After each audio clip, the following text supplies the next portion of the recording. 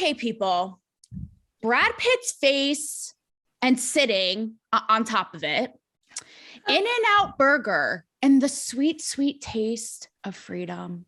You thought animal style, was it? No. And an angry Twitter mob person in carpal tunnel. I mean, can you think of a better match made in heaven than any of the aforementioned combos? Well, if you did, you thought wrong, because I have one for you today. Yes, brace yourselves, because today you are going to meet the love child of Cancel Me Baby and the We Gotta Talk podcast. Oh, yes. So today we have the host of the We Gotta Talk podcast. She is a 15-year TV vet. Okay. She is Emmy-nominated, AP News Award-winning journalist. Her show, like this, is about real talk, big topics. Yes, I know Brad Pitt's face doesn't hold a candle to this. Okay, everybody help me in welcoming the Sonni Abatta. Hi, Sonni. God. Taylor, first of all, love you for saying my last name right. Like nobody gets it. I say my last name 15,000 times a day and people are like, Sonni Abatta. I'm like, no. So thank you. And thank you for having me. I have also been a fan of your work for quite some time. I discovered you on NPR and I'm thrilled to be a guest. Well, I'm so excited because I respect the hell out of you because we both are not afraid, like in a world of fluff pieces, you know, Sonni, we are not afraid to get into it. And so without further ado, we're just going to hop right in. Okay. And you guys, this is why I respect Sonni so much, because she really gets into all kinds of controversial topics on her show. And I put up a really savage meme the other day because Sonni, I'm sure you've seen this. All of these quote lifestyle podcasts have the audacity to call themselves like bold and unfiltered. And I'm like, if I see one more former Hills star have the balls to call their podcast bold, I'm going to lose it. So yours actually is, I'm so excited. I respect it. They're all like, nothing is off limits. I'm like, okay, you've been paid $30,000 an episode since you were like 18. I think it's wonderful. It's probably like very bold from where they come from, but yes, totally not in the real world, any of them. It's okay, guys. We're down here. Like, no, exactly. Like we're down here in the trenches actually doing it. So speaking of, I'm going to kick this off, Sonni, because I've followed your work too. And what really got my attention is this hilarious Instagram reel that you did. And it talked about how progressives and liberals lose their shit with somebody who doesn't agree with them. I've watched it like 100 times. So you say in the caption, fellow progressives, can we not? So can we not? Yes. Yeah. Can we not? So talk like, what is going on? Because on my show, obviously my background in entertainment and red carpet reporting, I come at this from an entertainment point of view. So from your vantage point, like what the hell is going on? Well, I guess I should start by saying I identify as a very progressive, socially liberal person. Okay. I'm very open about this on the podcast. I'm friends with and love many people who are conservative, which to me 10 years ago, before moving to a place that was like mixed politically, because I come from Pittsburgh, it was, at least when I was growing up, a lot of blue collar, it was just a very democratic place to be. Like Pennsylvania is a battleground state in every election because it's such a blend of both parties. Anyway, I come from, working class, true Democrat, true blue people. And it came down to Florida. I'm like, what the fuck is this? People like George Bush down here? Like, so anyway, I had a personal evolution being around people that initially really triggered me, right? Because I was like, how can you believe this? How can you be, whatever, pro gun, all of these things. But I really experienced when I took the time to listen to their point of view, be respectful, even in some cases understand some of the nuance of their argument, and even in some cases agree with it. I didn't necessarily always land up on their side, but it made me it just made me a more peaceful person. I didn't feel like I was constantly needing to prove myself. And good people can be conservative. Good people can believe different things than you. You don't know everything. I don't know everything. And I really think we get into a spiritual kind of deadlock when we begin to think that the way we look at the world is the best way. It's just not always the case. There's some black and white issues, but usually a person's experience and beliefs are informed by their experiences. So just shut up and listen. Like, not everyone who disagrees with you is a bad person. I also, when you said shut up and listen, do you remember the Princess Diaries? Because that was the Friends show in the Princess Diaries, like ahead of her time. But, you know, I'm not politically tied to either party, but what I often talk about is the hypocrisy, and like, help me get in the mind of the people you're talking about. Because to me, the left side is all, so like the roles have just reversed, where they're the ones who are supposed to be about like different ideas brought to the table and let's live our lives and have crazy sex parties and do whatever the hell we want. And now it's like, it's reversed. So help me get in that mindset, because I don't know if you saw this, but it was incredible. But Bari Weiss, oh my God. Huge. Oh my God. I'm a Bari Weiss Substack fucking stan. Love her. Trying to get her on my podcast. I'm like, Bari, I will clean your house for 3 weeks straight. If you come on my podcast. Love her. I will be your butler. I will serve you potato chips. Don't even care. But for those of you who don't know, I talk about her on my show all the time, like hardcore stan. Like Sonni, and she left the New York Times because everything got so woke. And she was like, can I have a thought, for crying out loud? So she went toe to toe with the CNN anchor, Brian Stelter. And this is like the mindset I'm trying to wrap my head around, right? Because he says, well, what do you mean? We can't talk about anything. Right. And she's like, well, okay, if you acknowledge that there are two different sexes, if you acknowledge rioting is bad and so on and so forth, you have to apologize. You're removed from your job. You get a slap on the wrist, right? So it's like, we don't really have this freedom of thought.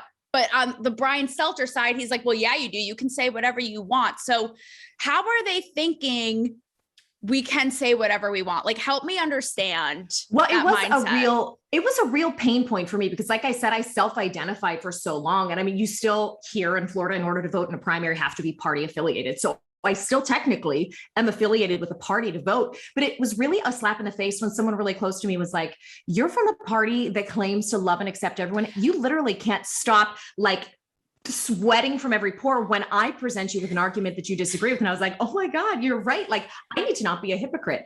I don't know why it's challenging now on the West Coast, and you're so much more entrenched. And when we get on my podcast, I cannot wait to dig into this. You're in, Woketopia over there, which is, here's the ironic thing. A lot of the things like that are at the forefront of that movement, I genuinely support, but give me a fucking break. You can't cancel me if I say, for one portion of an argument, maybe burning down an entire city in the third week of a riot is a bad thing. Like, you don't deserve to be canceled for presenting an opposing thought. And I think the danger is people being scared to be branded a certain way. And it could only be one thing they say out of 1,000 other things, but there's a mob of online trolls that are going to dig through everything you've ever said and really just try to get rid of you forever. So people become scared. They become paralyzed. They become puppets of what everyone else is saying in an effort for survival. And I think it's awful. And really, like I said, like, this was born out of that personal evolution for me of like really having to face that if I considered myself to be open-minded, I should be able to have conversations. And not only that, I have meaningful, loving relationships with a lot of people I don't identify with politically. It's okay. I sleep well at night. They're fucking good people. I'm a good person. It does not have to be you are this or you are that, and one is good and one is bad. It's just so hypocritical and sad to me that they don't see it, because on the surface, I think to myself, I get it. They want X group to be represented. They want X group to be respected. They want this and that. But I'm like, the way you people are going about this is the straight up Hunger Games. And I'm terrified. Like, is this the way? What don't you see that this is so unproductive, and forcing people to do and say certain things is exactly the opposite of what you're trying to do? I don't get how they don't see that. Yeah, it's really frustrating. And having been in the news space for so long, it's interesting because I worked at O&O companies. So my first job when I was anchoring and reporting in Pittsburgh was a CBS owned and affiliated company, which tends to lean left in its stuff. When I moved to Orlando, the affiliate that I worked for was Fox, which leaned super right. So here I am, like, interviewing Mitt Romney, interviewing Paul Ryan, in other cases, interviewing people that were democratically affiliated. And I interview people on topics that I literally was just like I said, like sweating because I did not agree personally with the things they were saying. But having to be forced to work through that emotion, my attachment to the issue, to really try to understand, made me grow. And that I search out triggering things now. I'm like an adrenaline junkie because I feel growth through being challenged. So I either end up even more firmly, not firmly entrenched, but, feeling justified in my belief, or I maybe move a little in another direction and understand it from another point of view. I just don't think life is black and white. And I think anybody who says it is fucking wrong. And you actually practice what you preach, because you guys, before Sonni and I hopped on, I emailed her a couple of topics that we're going to get into today. One of them being the whole Dave Chappelle thing, which listeners of my show know how I feel I did a whole episode on it. And Sonni, you were so hilarious. You were like, I am breaking out in hives, sweating through every pore, but let's fucking do this. And you do, and you really tackle it head on. But also, isn't that in and of itself something to be said about this whole culture that's being created? Like, I am sweating profusely, rocking in fetal position to even talk about this. And that's so sad. I don't know how you do this every week. I really don't. Like, my show tends to be like, we'll tackle a hot button topic, but it's like kind of through the lens of the guest. Like, I give you a lot of credit, and a lot of people who are out there sharing their opinions credit, whatever side they're on, because it is really hard to exist online these days without being attacked from every angle. So hats off to you, my friend. Well, thank you. And I shared this reel on Instagram yesterday. It was so hilarious. And it was this girl like acting all like a badass, responding to a mean Gen Zer. And in reality, you're shaking profusely. I'm like, that is my life. That is my self-portrait. Like, do you get a lot of that like on social media? Do you get like nasty? No. But okay, I also don't, I know better than to get involved with Twitter and or TikTok. I'm like, no, thank you. These people would be so triggered by anything I had to say. So I keep it to Instagram. I keep it to streaming the show, Spotify, all that, because we're the sane ones over here. Yeah, no. Yeah. You gotta, go with your strong suits. So, okay. We're going to segue into Chappelle, because I don't know if you saw this, but yesterday there was a huge walkout of course, in Hollywood, they would, at Netflix. I think about 100 employees boycotting or protesting this whole thing. Now, the issue, and I said this on my show, but the issue that I have with this entire thing is, number one, if we can't make a joke about any said group of people, like I've said this as a Jew, as a woman, you name it, I think it actually causes more resentment toward that group, because it's like, can we not even joke about them or make a comment, right? In this case of Dave Chappelle, it's the trans community. My other thought on this is that anybody who is, causing such a riot over this missed the point of the special, in my mind. I mean, the whole thing was an ode to his trans friend, her sense of comedy, her tendency to go against the grain, and that she actually was bullied by trans people, for supporting Dave Chappelle. She even said, he never disrespected me. I mean, think about that. He never disrespected me. He never treated me less than. But her own group actually did that, treated her less than, bullied her relentlessly for sticking with him. And then she ends up, committing suicide a few days later. So in my mind, I'm like, these people miss the entire point. When you see this, the walkout, at Netflix, what was your reaction? Okay, this is very layered. I'm going to start this by adding a bunch of asterisks, because this is, I feel like, the most constructive way to get at this. So we're having this conversation as white, cisgender. I'm straight. Are you straight? I mean, we're majority in many ways, people, right? There's a lot of privilege attached from my perspective. I'm going to address that right off the bat. Now, removing all of my indicators from that, because I don't want to be defined by the perception of me. And this is a separate argument. Like, it really fucking annoys me when people are like, they think they know your whole life story based on how you present to the world. That's a separate argument, but we do have to acknowledge the privilege there. So, right, like, I'm coming into this as a straight person who's not experienced a lot of the trauma that community has. If you're asking me as a consumer of comedy, I'm okay with comedy that really touches anything. So, like, yes. Do I watch things that are derogatory about Italian people and, knowing the discrimination that my immigrant grandparents faced, no, I'm still not offended by it. But I also personally don't live in a world where daily I get treated differently or in a discriminatory way because of how I identify.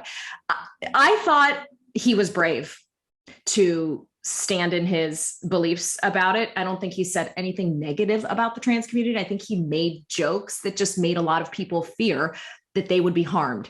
Looking at the word harm, this is a Gen Z thing too, right? Like your words don't cause me harm. I've been bullied so much. Me words, too. no, Sticks yeah, and like stones. Sticks right? and stones. Yeah. So yeah. again, can I handle it? I can handle it. Like I've gotten death threats and told to kill myself on social media before, and I'm okay. Now I have a loving, supporting family and a whole structure of how I was raised with tremendous support that allows me to be okay internally. I just don't think, to me, words cause harm. So therefore, as I'm watching that show, I'm seeing it as, wow, okay, this is one person's experience with his community, with one person in that community. And he almost presented it in a way that personalized it a little bit, right? God, so what do I think about the walkout? I think if you're a person who thinks words harm people, and as we mentioned Barry Weiss before, she has a great sort of several segments on her podcast recently that dig into, and Blocked and Reported is another one where they joke about, do words really cause harm? So go check those podcasts out too, for sure. To me, as a person who has not experienced the harm of a ton of language, I was like, I don't know. I just didn't look at it. I was like, as a huge affront in any way. I looked at him as making fun of literally over the course of his career, literally every subset of people: white people, Black people, Asian people, the LGBTQ plus community. Like he's really tackled every minority group or majority group. So I don't know. I guess it didn't jump off the page to me initially as being, quote, harmful in any way, but yeah, I mean, I'm trying to look at it through the perspective of those people who were employees at Netflix. I never asked my employers to believe what I believe. In fact, I worked for employers whose beliefs made my fucking skin crawl. I was likely sexually harassed multiple times at work. And I never asked my company to represent me as an individual. It's not a requirement for me. This whole conscious employer movement, to me, is just, it's unrealistic, right? So when I look at it like that, I'm like, as a person who doesn't require my employer to line up with me in every way, I was kind of like, okay, why? So you're saying when you were sexually harassed, arguably, you're saying did you take it into your own hands and you didn't be like, no, okay, rally everybody. Oh, you didn't do anything. I was going to say, because did you not rally everyone to be like, come on, guys, like, I didn't. I'm not even kind of thing. Right. Exactly. And I probably should, it wasn't horrible, but I hate to say that. Right. I mean, isn't that gross that is when we have to like qualify the sexual things that were said to us or how we were grabbed or roped? Like, oh, it wasn't that bad. I wasn't raped. I mean, but it was fucking, pick your battle. Yeah. I wouldn't want my daughter to be talked to like that. Anyhow.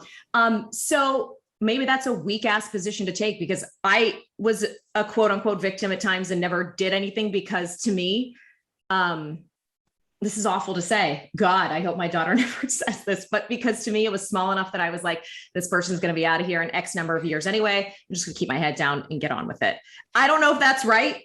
No, listen, I've dealt with similar things. And that is something I talk about on the show a lot, which is kind of, I mean, is it the weaker position? I don't really know. Is it kind of like pick your battles kind of thing? And to bring it, it's like, are some things worth it? It's not that we're weak. It's not that we're, small-minded or submissive or anything like that. But sometimes you got to just let things go. Like sometimes you got to just let things roll, Yeah. That's like a hard truth people can't hear these days. Right. And it kind of ties into this whole culture, Yeah, exactly. And, it's like, not that I would ever want anybody to accept behavior that makes them uncomfortable. I guess what I'm getting at is that it did make me feel appreciably threatened. So I didn't pursue it. It was minute enough in the scope of my experience with other people that, it was just like one bad apple kind of thing that you just put your head down. Again, am I saying that I would tell my daughter to do that? No, but Listen, it's so hard to say. Like, it's understandable. And you can't even say this because, and as somebody, I mean, listen, I've written about, I know we're shifting a little bit from Dave Chappelle to Me Too thing, but like I've been on the front lines I was at the Golden Globes when the whole black dress thing, I was right there, like smelling the sweat off of Meryl Streep. Like I was right there and it was such a moment, and I can acknowledge that, right? I can acknowledge, and unfortunately it's turned into something it's not, but I was wholeheartedly behind it. But at the same time, it's like, this is like the point of this whole thing. It's like, you can't acknowledge two things at once. So it's like, I can acknowledge the cause behind Me Too and all that was great and fantastic and needed to happen. But at the same time, and I can also acknowledge like some things are minuscule enough, like you're saying, to just let go. And it's like, if we said that, it's like, oh, you can't say no. I know. And listen, I'm like the biggest standard definition of feminist there is. I believe in it at the baseline of what the definition is. I believe that women should be treated equally in every arena as men. I believe in that wholeheartedly. So I self-identify as a feminist. Now, why I didn't take action in that, it probably had to do with immaturity. It probably had to do with being the youngest in my newsroom at any given point in my career, except toward the very end. You know, you feel threatened by these things. And it's ironic we're talking about this because here we are discussing our experiences as a minority in respect to where we are, and like talking about how we feel hurt about it. And then we're like, how can everybody else feel hurt? But I don't know. It's just when people are put in that situation, I think it's like, you can never guess how you're going to act. And I would never judge somebody for taking it to the level they do, whether it's legally or, personally, or not doing it. And I think until you've been in that situation, you really can't be like, well, why didn't you report it right away? So you were, assaulted. What? It's just not always that easy. You know what I mean? So I think that's kind of, when I look back, that's just kind of the situation of it. Now, let me say this about the Me Too movement as well. There was one story that stuck out to me. It was like an assault happened at 3 a.m. in a hotel room. Now, using the reference about, would I tell my daughter to go to, or would I go to a hotel room at 3 a.m. to a director's room who's known to be a pervert? Yes. I would probably take the L on the job. I'd be like, we're good. I've said that, Sonni, and that is the wrong. Who has said? You know who has said this is Pam Anderson has said a similar statement. I've talked about this on my show as well, and she got blasted though for this very thing. And there is a point where it's like, okay, at some point, none of it is excusable. Let's just say that. Yes, none of it is excusable ever. We're not supporting them. Right. But also on some level, and the essence of what Pam Anderson said is like, okay, is there accountability though on some level of having wherewithal of, like, I was with you. I was like, am I going to go meet this creepy dude in a hotel suite? Or am I going to be like, I'll be in the lobby? Okay. Yeah, daylight. I mean, come on. So that is, and it's like, again, you can say that, but I'm saying that I personally wouldn't. I feel like that's okay to say. Like, if you would, great. Yes. Should we expect more of men? Yes. Am I doing my best to raise my son and be influential on the men around me to like do the right thing all the time, no matter how many weird signals you get from women, just stay the fuck away? Yes, I am doing all of that. The man, let me just be clear for anyone being triggered out there. The person who's doing the assaulting is always in the wrong. However, I personally wouldn't have made the decision unless my family were starving in a corner and it was my only option to feed them to take this job. I've been asked to I've been offered promotions to get in a bikini to report live from a hot tub. And I said, I'm good. I got a fucking brain. I got it. I got this. I don't need to get in a hot tub. And even now, if someone crossed the line, I would check their ass. It's your own boundaries and also, I don't want to say confidence, but wherewithal within yourself to. Right. Well, and it's also like having been burned before, having been treated wrong, having been grabbed and groped and dealt with in ways that I didn't like. And knowing that if I did, for example, get in a bikini in front of this disgusting PA for this sports reporting gig, I probably would be treated like a piece of meat. And I didn't want that for myself at the moment. Now, the girl who went on to take the job did great. She ended up on Survivor. She ended up with her own career. That's awesome. That wasn't for me. That wasn't my path. I knew that if I did that, I would end up in a place where the perception of me wouldn't have been where I wanted to end up at the end of the day. And that's not a knock on her. That's great that she chose that. But again, the accountability that I have to myself is a big part in all of this too. And it is so sticky because the devil's advocate will say, well, if you're in a position, say in Hollywood, where a high profile person will jeopardize everything you have and ruin all your connections and make sure you never get work again, what are you supposed to do? And it's like, sure, I can acknowledge that too. And again, it goes for this whole thing. Nothing is that black. Nothing is black and white. It's not. It's not this black. It's not black and white. And this is, as a woman, as someone who's, like I said, has advocated, I've written, for it, I've written op-eds on it. It reminds me of the trans thing, because it's like, how do you even navigate being in that group? For example, one time I interviewed Mira Sorvino about this very thing. Now and this is where it's like, you have to watch everything you say. And I get it. It's a very sensitive topic, but she's one of the first people who came out, I believe it was against Quentin Tarantino. And she's been a face of the Me Too movement. So I had asked her, this was not that long ago, it was right kind of before COVID. And I had asked her on, now in hindsight, seeing all of this play out, do you wish that you had spoken out sooner? And she just completely lost her mind. She walked away from me. She told me she felt like she was being gaslit. And this is where you, even as a woman who supports this cause and is trying to have a conversation about it, you can't say or do the right thing. And she just got so completely defensive, like I said, saying that she thought that I was, gaslighting her. And then this is, another truth of it that you can't acknowledge, which is this person, and R. Kelly, a Harvey Weinstein, they are never in their right mind going to come out and be like, I did it, guys. Unfortunately, sometimes it does take, the women to come forward. And it's like, and that's the essence of what I was trying to get at. Right.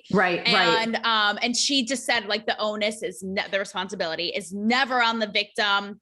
But what I was kind of getting at is, of course not. But what I was getting at is, will it just go round and round then? Right. Because these people. So my point is, it's like, it's also, it's how do you even, it's like a landmine. Like you can't even.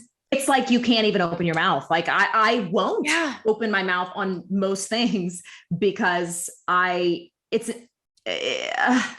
like intersectionality is sort of the new standard definition for your ability to even enter into an argument. So for example, a lot of people these days say, unless you are the minority, the subgroup, the group of people being discussed, you shouldn't even have an opinion.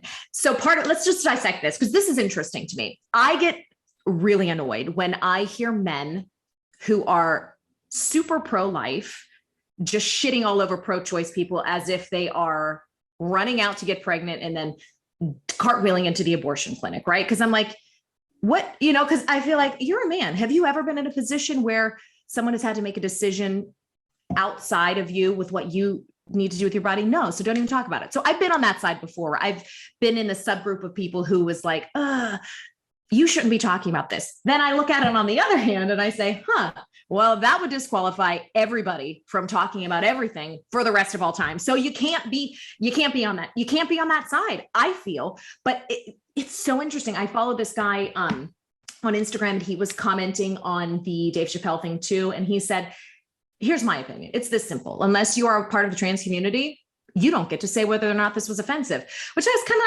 like, I saw a comment that said that this morning because the actress Jamila Jamil had written about it, saying she stands with the people at Netflix. And I wrote a comment on the post, and there were a lot of people saying in the same vein as me, which is, you missed the point. Did you watch it? You miss the point? The whole point is him talking about how counterproductive bullying someone, who has a different thought than you is, even if it's someone like in the trans community. Again, I said this in my app on it. I would never tell a trans person how to feel about it. And your point is, it is funny because we're here talking about women, how we feel in situations and talking about it. But to that point, Sonni, and something I had addressed is, by that logic, then can you only make an observation, an opinion, or a joke about your own kind? So by that logic, can Dave Chappelle only joke about Black men then? Like, and then how boring, that doesn't make sense. How narrow would that be? Like, how 100%. Narrow would his art become? Right? Because, part of the beauty, especially of that form of creative expression, is looking at the world through someone else's eyes with humor. Like, that's a beautiful thing to be able to do. In fact, it's a lot. I would argue that comedy is the gateway for for people's probably big personal breakthroughs and revelations about how they felt about big touchy topics before, right? Because when you can make the entree point a little fun and a little silly and a little lighthearted, then you're more likely. It's like the old saying, you get more with honey than you do with lemon. Yes. And that's why, again, like I would never say, you know, as a trans, you should feel this way, lady. Or, like, I'm never going to say that, but he was on to something. And this is why I feel so passionately about it, because right now, all these messages are so inflammatory and it's like, like just get off of my, like, stop yelling at me. And comedy is the way to bring levity and make people think, right, at the same time. So it is a slippery slope. Like if we start, you know, losing sight of that, I think that's just Dangerville. Like that's not where we want to be. I agree. All that being said, let's end this by saying I fully support the trans community. I have to just get that in, like, because God, like I wouldn't even know what it's like to operate in the greater world, feeling like so many things were being judged about you. So I will say that. I can't even imagine that. I can't even imagine that. I can't even imagine having to come out as being gay. Never mind feeling like a different, you know, gender. So I completely, you know, empathize. My issue is with his point he made about the harassing and the bullying from, say, his trans friend, and this is one person's experience, but her own community, like and it's what we've talked about earlier, funny enough, like the whole idea of, you know, liberal ideas and all different ideas brought to the table. But it's like, no, we're going to harass the shit out of you, even if you are one of us, until you literally hate yourself if you don't agree. And that to me is so what is so horrible. Scary. Yes, it's counterproductive. And it's proof that you can never 100% be on the right side of the equation all the time. So what the hell are we doing shutting everybody up? The answer to me is more talk, not less talk. That's just my thing. I mean, I don't think you get anywhere. You get nowhere by feeling muzzled and stifled. And I think it says a lot about where our world and our society, our American society, especially as the country that represents allegedly free speech to the rest of the world and democracy and equity and equal rights. What does it say about where we're headed that we're stifling our own honest and respectful debate? I don't think it gets us anywhere. This does not pertain to people who are saying shitty things, right? This pertains to people who are bringing legitimate beliefs and concerns to the table. Like, I think we need more. I don't think we need less. So with that said, because I want to lastly with you get into something we both are very vocal about, which is sexualization of women, particularly young women, you know, Instagram model, that whole thing, like triggered. But you guys know, if you listened to my episode yesterday, okay. And this is coming from somebody who was in Playboy, and this shit still has me triggered. Like the limit does not exist of the triggering. But before I pivot to that, Sonni, as a parent, because you're saying more talk, you have 3 kids under 9, a boy and 2 girls. And you know, so here's an example of this, right? So 2 examples, at least in the celebrity realm, who did what you said and had more talk and got blasted. J.K. Rowling. And J.K. Rowling, in a nutshell, her whole thing has been like, listen, I don't care what you do. She even had a tweet, dress however you like, call yourself whatever you like, sleep with whoever you want. But her whole idea is, don't take away my birthrights as a biological woman. Like, do that, like so many things that we fought for as women, right? Which I agree with. And then also, in addition, you have Mario Lopez, who literally said, I'm not in the vein of, if you have a young kid, like a toddler, choosing their sex, and then you choose to run with that, that's dangerous. Like they're still developing there. And he had to come out and apologize because he was called ignorant. Now, as a parent of young kids, I have thoughts. Okay, let's discuss. Let's talk about this. Okay. Where should we start? Let's start with the Mario Lopez thing. This is interesting. Last year, I did a whole week about kids and gender, and I interviewed multiple moms, 3, in fact, 2, I should say, on the podcast, whose children identify as trans. And in one case, knew at a very young age. I think for someone, certainly me before I had those conversations, on the outside of that existence, right? Because I was born, my sex is female, my gender in my head, I felt female. I'm sure you have this experience too, or many people who identify as how they identify have always known, like, I knew I had a feminine energy. You just know that as a young person who you are inside. So I think before I had that conversation, I would probably have kind of nodded my head and been like, yeah, I think 3 is young. For someone to be telling you, like, how does a 3-year-old know like who they are on the inside? And then I talk to these moms, and it's very clear, especially after you have children, how your children are who they are, literally straight out of your womb and vagina. Like your children, when you have them someday, if you do, I want to. Yes. But I'm scared in this world to bring them into this world. Well, you raise them as the type of person you are, which is open-minded, seeking of information, curious. They know who they are, is the point, right? So I can see now, after talking again, and this is after exposing myself to people whose children identified in that way, I see now like, okay, yeah, kids actually do know inside their mind gender who they are. Now, would I personally make the decision to let my child change biologically transition? That's a whole separate thing. And I think that's what he was referring to. Yes. I think, and like 3, God, probably, I probably would have a really hard time putting my kids on puberty blockers. 3? Sonni, or not 3, like at 9. Sonni, I'm talking like 15. I mean, you don't even have boobs yet. Like you you haven't even kissed insane. A boy. Like that to me, and the fact that he had to apologize as ignorant, it's like, okay. But now this is where the wokeism goes so far, because is this in the best interest? Like, and you're a mom. I mean, what, messing with their hormones, I would have physicality. I would have a hard time with that. I personally would. And I think many parents probably do, who even let their kids do that. I would have a hard time with it. I don't know where I would land. I feel like, this one mom I interviewed, her born daughter transitioned and then transition back. This is exactly the issue. I hate those stories where they change their mind and then they regret it. They change their mind. They detransition in some way. Yeah. Now, where she landed, I don't know, as far as like her self-identifying process, but this is the exact issue. And I mentioned the Blocked and Reported podcast, where journalist Katie Herzog got canceled because she did a whole feature piece in a Seattle newspaper about detransitioners. Not saying that they were but she was canceled for that.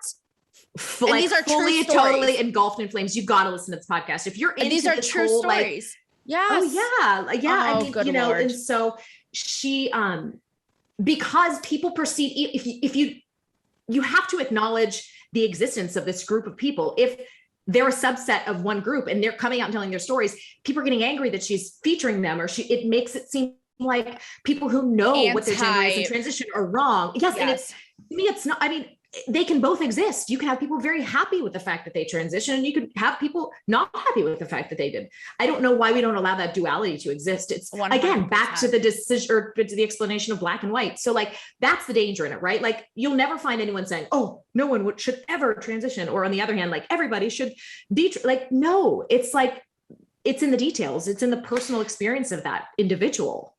Sonni, journalism is becoming so warped. And I thought about this with you as soon as we sat down. Network news. I know you're sort of like departed from that world, but it is very much still like in a box with this example. It's like you're canceled for reporting on a fucking news story. Like, do you worry about that? Does that suck? For you personally, like for you personally and your your reputation. Oh, like about going back into news ever? I'd be just totally screwed. Yes. I mean, actually, I hope I wouldn't. I feel like if a person took any time to listen to a representative body of my work or my perception of things, there's nothing inflammatory or like offensive about it. I feel the same. I feel the same about my, So I would hope, I mean, I don't have plans to get back into that world, but I think media is trending in this direction anyway, where people are looking for more nuance. People aren't going to continue to look for one end of the spectrum or the other. I would hope that I think this is part of the world you're creating in this digital space too. I would hope that there's places for people like us to land, who float back and forth between those ends of the spectrum, or land in the middle somewhere, because that to me is where most of humanity is. Okay. Before we pivot lastly to women, because we have to get into this sexualization, plastic surgery, the California governor, my stand-up grand old guy, Gavin Newsom, like what a guy. Okay. So as a mom, Sonni, thoughts on his mandate, I guess, if you want to call it, on gender neutral sections in toy stores, woke, going broke. What, you don't care. What's, I mean, I guess she let out the grunt. She let out the grunt. It's like, God, it's like when you know the tidal wave is coming for you. I don't give a shit either. I don't think you should, I don't think you should mandate anything. Let your kids be who the hell they are. Like, okay, I don't care if my daughter goes into, I don't care that there's a boy section, because guess what? Stereotypes exist with genders because there are truths, and all it takes is raising a human being to understand. It's like what I said before. Intrinsically, typically people born with a penis have certain things that, not all the time, this isn't for everyone, have certain things that define the way they play. Just like people born with vaginas, i.e. girls, have certain ways of play that are different from boys. I'm okay with acknowledging that there are two. In fact, I think it's a beautiful even like if you look at it from an energetic perspective, we need difference to exist. Do I think there needs to be gender neutral? No. Walk a kid over to the boys section if she's a girl. I don't think everything needs to come on from high above. Like, you don't need to tell me that I can walk my princess loving daughter into the Lego section. I get it. We're good. Don't spend money on it. 100. We're good. We know this already. Like, and it's interesting because it's like putting into place these things that people, I feel like if you're an open-minded person, you already know. I mean, I did an episode on this back when the Mr. Potato, the androgynous potato head situation, but it's that idea. Yes. And it's that idea, which is like, again, is it not counterintuitive? Because aren't we supposed to celebrate our differences? Like, if I had a little boy one day and he is having a grand old time in an Elsa Frozen dress, I will be like, here is your tiara, like, have the fuck at it. But like, do I need, I might as well go to the farmer's market and get him a potato to play. Like, what is the point? Like, I feel like it's insulting, and it's a waste of money. Maybe spend money on programs that educate kids about, gender differences. I don't know. You don't need to tell people. It doesn't all need to come, like I said, from high above. Like, we don't need government telling us how we need to usher our kids through a Target. Like, I got it. Spend your money elsewhere. I can't. I really can't. Okay. Lastly, a moment of reflection, and I want your take on this in real time, because I had this whole like come to Jesus moment. Okay. So I did a whole episode this week talking about how what set it off for me is I saw an Instagram model, like a quintessential Instagram model. Let me preface this by saying, I don't want to be too hard on them. Okay. I feel like I don't want to knock their hustle, but like, again, I have been in Playboy. Like, I am all for freedom of expression, especially for women. Okay. Let's establish that. But at the same time, Sonni, I mean, this was a slideshow that was purposefully, like, perfectly curated. Like, I think it was like, under boob and ass. At one point she's like standing under a shower. And she has a whole lengthy caption, though, to go with it about mental health and panic attacks and self-harm. And as someone who is also, I am all about liberating women to do what they want to do, but I'm also about taking care of your mental health, because mine is like a torture chamber of broken dreams. But what does this have any business going with each other? Now, I point this out because I do it it's such a, again, slippery slope, because if you point out anything like this, you're anti-women, right? Just like Jamie Lee Curtis going on lately, which I loved, about her talking about plastic surgery, how it's detrimental, erasing beauty. Now, here's where I thought to myself, am I being a hypocrite? Because me calling out this woman saying, is this really helping women, or are you feeding this perpetual toxic mental health cycle of women and their self-image? And I thought to myself, but Taylor, you calling out this woman, isn't this like the trans people calling out Dave Chappelle to help other trans people? I was like, I know. So we need to shut the fuck up, Taylor. We have been It's like, is this the same thing? The whole point is, guys, pretty much erase everything we said at this podcast. No, it is, and again, like, the beauty and the growth is in the conversation. It might be, some people might say, like, what right do you have? You post in Playboy, you profited off, I mean, maybe not like tons of money or whatever. You profited in a lot of ways off of that exposure. But so I get what you're saying, because I think about this stuff all the time too, being a woman operating in a world obsessed with image. I mean, here's my take on it. Is it annoying when Emily Ratajkowski is like, with her perfect breasts and her tiny waist after a kid, being like, I'm a feminist and I can do that any way I want to, even half naked? Is it annoying a little bit? Yeah, but you know what? I gotta respect that's her way of coming at it. I gotta block, unfollow, whatever, mute.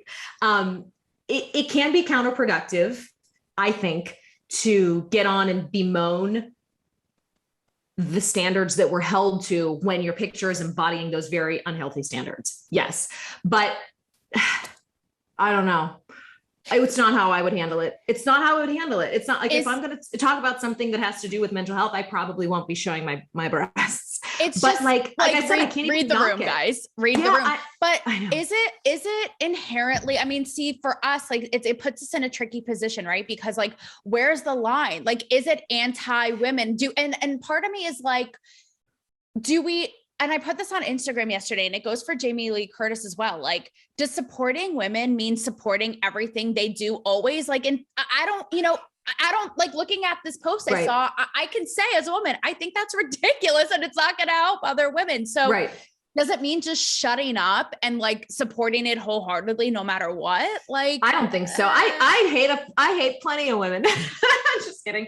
There are some women that like, did some bad really, shit to me.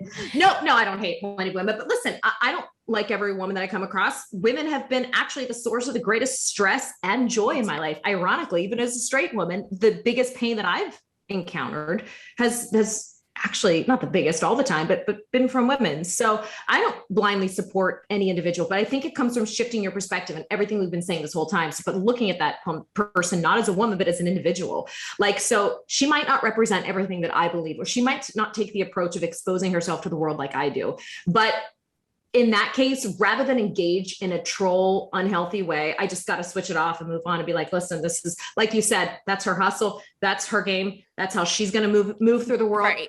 I've really had to teach myself to like shut down, move on, and walk away. No, I don't think it means blindly supporting everything. You know, I'm laughing to myself thinking I listen to the Bitch Bible podcast all the time. And Jackie Schimmel was always like women supporting, like, no, I don't. Women can be just because you have a vagina. Yes. They can be petty as fuck. And yes. They are petty as fuck. And they are I'm actually shooting a podcast later today about women in the workplace and how they will like torture you until you hate yourself. Like, right. But again, it's like, can we not acknowledge this? Cause it's anti-women. Yeah. And I said the same thing in my episode. Women are bitches sometimes. Like we're bitches. Like we're all guilty of it. Like men can be like that too, but can we be honest? Men are not like us. Like it's okay. And it's beautiful. Like they're just, yes, women can be awful. Like Katie Couric coming out talking about how she all but sabotaged Ashley Banfield's career. Like not sabotaged, but she like fully did not support her or welcome her at the Today Show when she was a rising star. Why? Because women can be bitchy. Like it's okay to acknowledge that. Not all women and not all the time, but usually like we can't. Why does sorority hazing exist as like a stereotypical like mean girl thing? Because it's real. Because people are shitty toward each other. People with vaginas are shitty toward each other. I've said this before, but it's like, my issue with it is that they turn around and point their fingers at men for everything. And they're like, the fuck? Like, they're like, I'm over here scratching my balls watching the NFL. Like, I'm just saying, it's like, okay, at some point, and this goes into this whole thing, which is like, you can't say anything. And talking about, us convulsing and sweating earlier in my episode this week, I said something similar to what you just said, which is some of them are these, like the IG models, right? Are legitimate, make a living, not going to knock their hustle. And I said in my episode, it doesn't mean like I'm not going to have it on my feed and I'm not going to consume it. It doesn't, I'm a confident as fuck woman. It's not like it makes me insecure. I just don't like it. I don't like the narrative it feeds into. Right. And I've thought about it and was overthinking it for the last 3 days being like, was that mean of me to say? Was that, and that's the culture it's creating. Crazy. It's like, we need to free ourselves from that. Truly. I mean, especially as women who have so many expectations on us already as in the business world, as mothers, as partners, as wives, we need to free ourselves from every fucking chain we can. So let's make the point right now. I'm going to break that chain. Like you live your life as you want to, as a woman, or if you identify as a woman, I think that's wonderful and beautiful. I don't think it means that I need to, or any individual needs to inherently support you based alone on what your genitalia is or what your identifying gender is. It's okay. We'll always be nice to each other. But like I said, am I going to show up talking about mental health with my areola out? Probably not. And that's okay.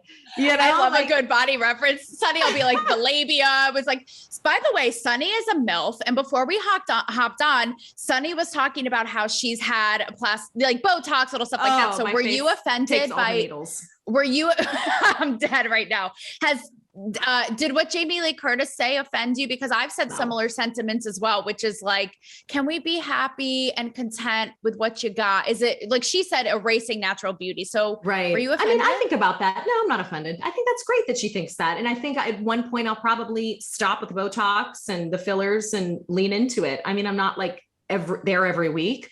I have a really great schedule with a dermatologist / injector who's really conservative. I love it. It gives me joy to Good for you, feel, Sonni. Be about it. Yes, be about right? it. And it's okay. Yes. I have friends who like Yes. refuse Botox. I love it. I'll probably lean into the natural look one day. It does not make me less intelligent. It doesn't make me less, of a human being that I shoot my face full of botulinum toxin. It doesn't. Like I can't express myself in the same way, but I have fewer wrinkles, and that makes me happy. Just like it makes the girl happy to show her underboob when she's talking about anxiety. Like, you do you, I'll do me. I just think it's unhealthy when, right, exactly. I'll be over here with my frozen face. So it's all good. I do not feel judged. I feel like I'm a pretty awesome fucking person. I love somebody who is about it. Like, I don't care if I agree, disagree. If you are about it, like, go ahead.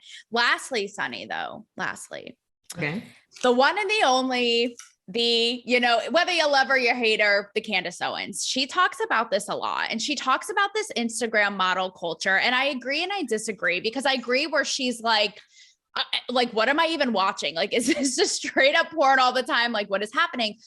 But on the other side of that coin, she argues that women devaluing themselves like this creates men to devalue them. And that's why no one respects them. And it's why they're not settling down or getting married. Now, as someone with 2 young daughters, is there merit in that? Like, because the argument is, if you don't respect yourself sexually, how do you expect a man to, right? So what do you think about that? I'd say what makes the difference there is when the rubber meets the road. Can you show up sexy on Instagram, but yet not go out and like be sleeping with everybody? Yeah. Like, so I think the devaluing comes with, back to how we talked about at work, how you treat yourself. So can my daughter one day maybe show up in the world being like a sexy version of herself and still respect herself to not get into a bad relationship, still know what her boundaries are, still pick a great guy? Yeah. So I think that makes women seem stupid when we boil it down to that simple argument, that 50s housewife, you're only going to be worthy to. First of all, I don't give a fuck who I'm worthy to. Like, the right person will find you, and you will find the right person when you have a level of self-confidence and you have kindness and compassion and all of that. So I think that oversimplifies it. Do I get it? Sure. It's like your mom would say, like, or at least my mom would be like, don't like move in with a guy, because why buy the cow when you can get the milk for free? Like, I do think there's some truth to some of these like old aphorisms of like, you do have to keep a little bit back sometimes. You can't just lay it all out there all the time. But I think her argument kind of oversimplifies the thing. And I do think you can be a quote unquote sexy person in a public persona or in some way and still be a really worthy, self-aware person who's going to attract a great person to your life. Period. King, baby. Okay, Sonni, I have to let you go, but I went way over our time, but I don't give a shit, because I'm like, we are both straight. Let's make out. Like, don't you guys love her? I love her. Sonni, where can we find We Gotta Talk?